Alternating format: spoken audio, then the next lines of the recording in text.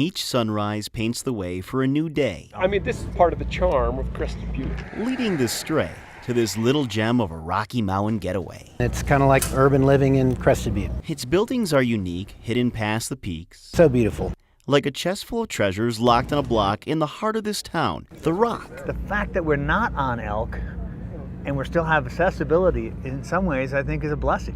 But perhaps the best in that chest is out west on Elk Ave. I think it definitely catches their eye. Yeah, people are in awe. In awe of what they saw, that crazy looking place. Well, this is crazy. Hello, Michael. What's happening?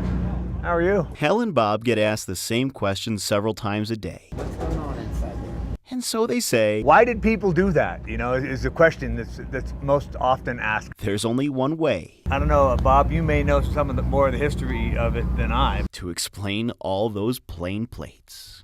Sighting. Free sighting. Free sighting. I mean, they were poor.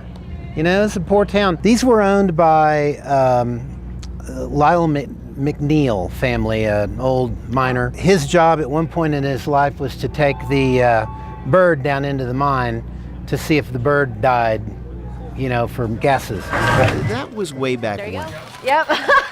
Nowadays, in this den, What can I get you? you'll find it jam-packed full of friends. Hey, Dave.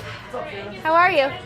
Each one pouring in, Busy, steady. aching for an answer to that simple question. How many do you think you've received of those? 100? More than 100? I'd say over 100. A little pushing here, a little pulling there. I'm going to say a couple of thousand, maybe 3,000. Far too many plates for one building to wear. Bob was gracious enough to sell me this building. Which is why next door it wasn't much of a chore to add more plates to Bob's place. Well, this is a piece of treasure, both of them treasure.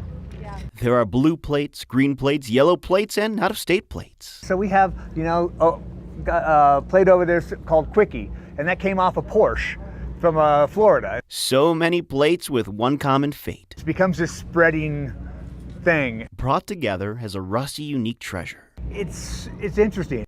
On this block that's like a chest, tucked away in the Rocky Mountain West. So beautiful. Next time you're here, make sure you peer It just has this something about it causes them to say, wow. into the house of coffee brews, sheltered by those rusty orange, greens, and blues.